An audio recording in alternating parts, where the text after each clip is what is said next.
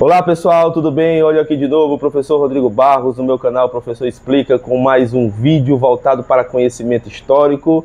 Já viram aí no título, né? Civilizações hidráulicas. Mas antes de começarmos, por favor, né, dá aquela forcinha aqui pro professor, deixa aí o teu like, bota um comentário, né, para dialogar, fazer uma pergunta aí para complementar o assunto, né, no decorrer aí do vídeo.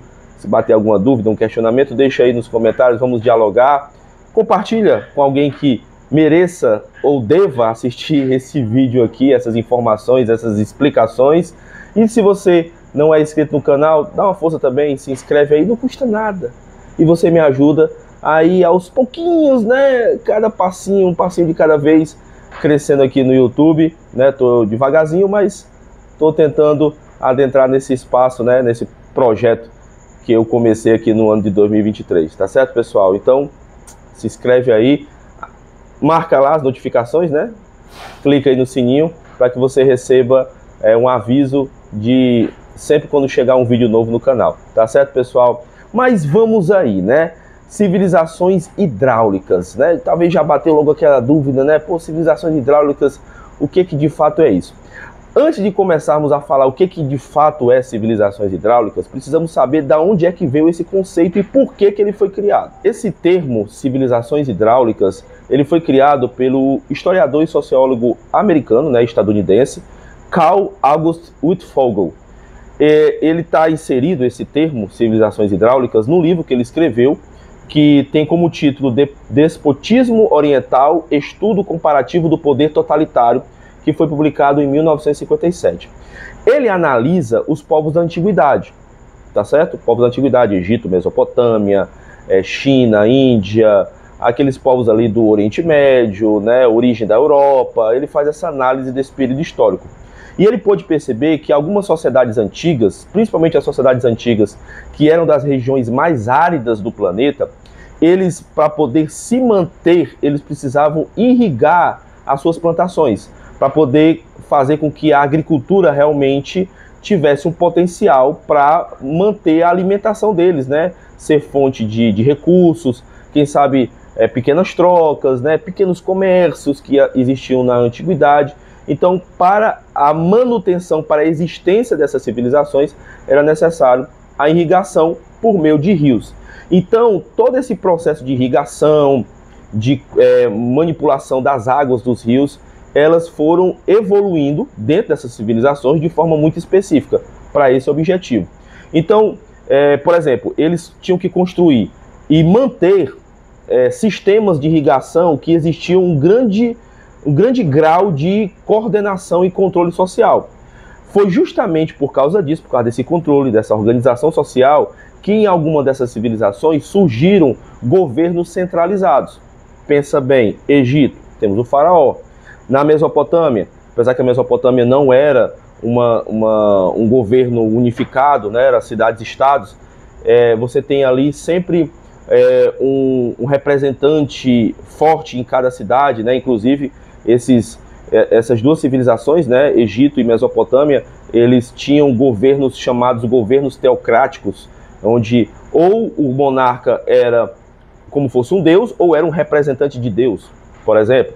E essas sociedades hidráulicas eram governadas, sim, por líderes despóticos ou monarcas que controlavam o acesso à água. Então, eles que ditavam a regra.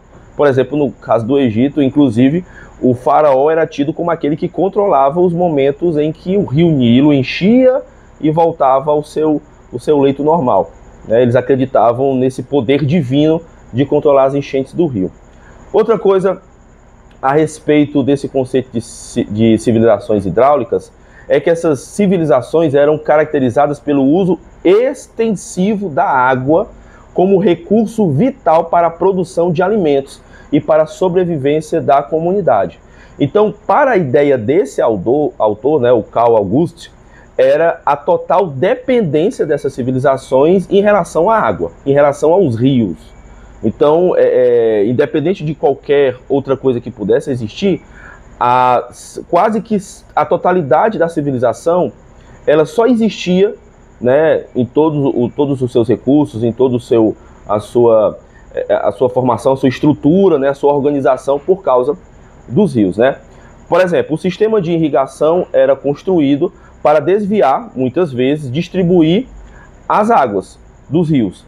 Como, por exemplo, né, eles construíam algumas barragens, eles construíam diques, construíam canais para poder fazer irrigação, reservatório para armazenar e controlar o fluxo de água. Então, tudo isso para quê? Para que a água fosse deslocada para as áreas cultiváveis, tá certo? Além disso, né, essas comunidades elas tinham um alto grau de interdependência entre a comunidade e a gestão da água. Então, eles precisavam que houvesse um controle de como utilizar a água para que a sociedade em si pudesse se conduzir de forma organizada, de forma que todos os grupos sociais pudessem ocupar os seus setores, ocupar os seus lugares, e assim a sociedade ter um mínimo de organização, um mínimo de condução, né? Sempre com aquele líder que tinha todas as determinações, que conduzia tudo em relação aos rios e à água. Continuando a questão do conceito, né, de civilizações hidráulicas, existia um planejamento muito cuidadoso, tá bom? Um conhecimento técnico avançado, até porque para poder produzir canais de irrigação, produzir reservatórios, diques, né, para manter a água até um certo limite, barragens para represar a água e depois ela ser utilizada em outro momento. Então precisava evoluir a questão das técnicas também. A organização social também era complexa, cada setor da sociedade tinha suas funções e exerciam as suas funções, né, de forma satisfatória para manter o todo bem organizado. E além disso, né, tiveram um impacto duradouro na história. Por exemplo, o Egito durou alguns milhares de anos, a civilização egípcia. Mesopotâmia durou também algumas milhares de anos, né, alguns séculos aí eles existiram, e as técnicas, né, as ideias que foram criadas por essas civilizações, a gente consegue ainda utilizar nos dias atuais. Então tiveram um impacto duradouro na história e no desenvolvimento humano, deixando um legado de realizações arquitetônicas, tá bom? Avanços tecnológicos e sistemas políticos complexos. Então essas sociedades elas não eram simples, essas civilizações elas não eram simples. Elas tinham uma profundidade, tinha uma organização, tinha uma complexidade, né? Isso tudo pela perspectiva desse autor, tá bom? Continuando. Quais são as civilizações hidráulicas que a gente pode ver na história antiga? Eu já citei aqui duas, né? Nós temos a civilização do Vale do Rio Nilo, o famoso Egito Antigo. Essa civilização egípcia, ela dependia do Rio Nilo para a irrigação, né? Para a agricultura e tudo mais. Tinha a civilização mesopotâmica, que mesmo não sendo um governo unificado, ele era formado em cidades e estados, mas a gente sabe pela história que lá na Mesopotâmia, vários povos formaram alguns impérios lá na Mesopotâmia, como por exemplo o Império Babilônico, tá bom? Né? Nós tivemos aí o Império Babilônico, com algumas representações durante a história da Mesopotâmia, que tinha esse governador, esse governante com poder centralizador, representante de uma divindade e tudo mais.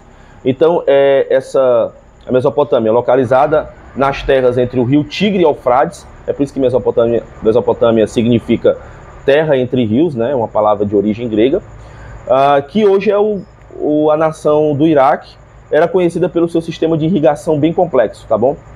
Além disso, nós temos a civilização do Vale do Rio Indo, que é a civilização que floresceu no atual Paquistão, que fica ao noroeste da Índia, aproximadamente entre 2.600 anos antes de Cristo até mais ou menos 1.900 anos antes de Cristo. E a última civilização que encontramos essas características de civilização hidráulica descrita pelo autor, que nós já citamos, é a civilização chinesa antiga. Na China, várias civilizações antigas, né? No caso, alguns grupos lá na China, como por exemplo a Xia, a Shang e a Zhou, nós temos aí umas dinastias, uns grupos lá que compuseram a civilização chinesa, eles dependiam dos rios Amarelo e do rio que é chamado também de Rio Azul, que na verdade o nome original desse Rio Azul, que é citado no popular, é o Yangtze, o nome desse rio. Então o Rio Amarelo e o Rio Yangtze para a irrigação. tá certo? Então nós temos aí as civilizações hidráulicas e também um conceito de civilização hidráulica a partir da visão do autor que nós citamos, né, o Carl August. Mas só que esse termo, né, esse conceito de civilização hidráulica, ela tem algumas críticas, tá bom? Alguns críticos mais contemporâneos, eles afirmam que, assim, essa visão, né, de dependência do rio não era para ser, assim, tão firme, até porque tem outros fatores que ajudariam a organizar a sociedade. Como, por exemplo, né, eu posso citar aqui 4 críticas. A primeira, existe uma simplificação excessiva a partir dessa lógica das civilizações hidráulicas, da dependência total dos rios. No caso, essa simplificação pode negligenciar, por exemplo, outros fatores importantes para a civilização, como, por exemplo, a geografia do local onde surgiu a civilização, a cultura, a tecnologia que foi criada, as técnicas que foram criadas e as interações sociais. Então não é somente a dependência do rio, existem outros fatores que ajudam a formar a sociedade, a organizar uma sociedade, não somente a questão do rio. Outra coisa também, outra crítica, é o reducionismo ambiental. Então, por exemplo, desenvolvimento de instituições políticas centralizadas e autocráticas, principalmente a necessidade de controlar e gerenciar a água. Isso é o que o autor vê, tá bom? Instituições, organizações são criadas nessas civilizações para controlar a distribuição e a utilização da água. Só que, por causa dessa ideia, subestima a influência de outros fatores, como a competição política, a economia, a religião e as ideologias na formação das estruturas de poder. Então, existem outros fatores que ajudam. Então, se reduzir a ideia apenas pela questão da questão ambiental, dizer que é a água, não, poxa, também tem a questão política, né, as disputas políticas, a economia, a religiosidade também influencia as ideologias que eram formadas nessas civilizações. E os outros 2 fatores, né, outras 2 críticas são a ausência de evidências universais, porque o autor ele se volta muito para esses 4 povos, sendo que não é característico em outros povos, porque quando a gente estuda a história antiga, a gente vê, não somente a história antiga, mas a história de algumas formações de civilizações, a gente vê que muitas civilizações elas foram formadas também à margem de rios. Então, assim, não existe um aparato geral. É claro que essas 4 civilizações que a gente citou, a Índia, a China, o Egito e a Mesopotâmia, elas são grandes civilizações, mas outras civilizações existiram. Então não há evidências universais. Existem muitos exemplos de sociedades hidráulicas, por exemplo, que não se encaixam nessas quase não sai, né? Inclusive vai virar até erro de gravação. Essas generalizações propostas pela teoria das civilizações hidráulicas, tá bom? Então, existem outros povos que não se encaixam, né? Isso é uma das críticas. Além disso, existe a abordagem determinista. Não, foi o rio, é o rio, e acabou-se. Não. E essa abordagem determinista sugere uma relação direta e unidirecional entre a presença de sistemas de irrigação e a formação de governos despóticos, que na verdade não é bem assim. Quer dizer que o sistema de irrigação precisava irrigar a civilização, foi por isso que surgiu os governos autoritários, despóticos, teocracia. Então, essa é a crítica também, que acho que não é bem assim que as coisas acontecem. Ignora, por exemplo, a agência humana, ignora a ação humana, né? E a diversidade de possibilidades sociais e políticas em diferentes contextos históricos. Então, quando as críticas, na verdade, no geral, elas tentam apontar o seguinte, que não pode ser somente o rio, não é somente o rio, tá bom? Só a dependência do rio que surgiu tudo, não. Existem outras necessidades, existe a complexidade humana, existem as questões religiosas, existe a questão geográfica, existe a questão ambiental, existe a questão ideológica, existe as motivações políticas, as motivações econômicas. Então é um emaranhado de coisas em vez de ser apenas um foco apenas, tá bom, pessoal? Então essas são algumas ideias aqui que ajudam a discutir, a formar um entendimento sobre civilizações hidráulicas dentro da formação do conceito, dentro do que realmente se desenvolveu na ideia de civilização hidráulica e também algumas críticas. Mas uma coisa é certa, pessoal, para a gente colocar aqui a cereja do bolo, certo? Uma coisa é fato. Essas civilizações que eu citei aqui, as 4, elas dependiam muito, né? Existia uma certa dependência bem significativa a respeito dos rios, na qual ajudou a formar essas civilizações. Isso é inegável, tá bom? Isso é inegável, mas assim, a gente tem que entender, pelo olhar das críticas aqui, que não é somente isso, né? O ser humano, a vida, a humanidade, as relações sociais, são muito mais complexas do que apenas um só fator que determina a ação humana, a organização humana, a formação de governos. Então, a história nos ajuda a entender dessa forma, tá bom, pessoal? Então, olha a ideia, o conceito de civilizações hidráulicas, sabendo que existe de fato essa dependência do rio, mas que não é somente essa dependência dos rios, não é dependência somente da água ou da distribuição de água para a utilização da sociedade. Tá certo, pessoal? Eu espero que eu tenha explicado legal para você esse conceito.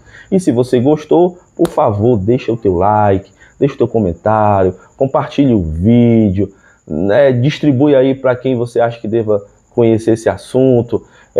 Se você é novo aqui, né, se inscreve, dá essa forcinha para mim, bota aí a tua inscrição, né, se te ajudou a conhecer mais sobre a história da humanidade.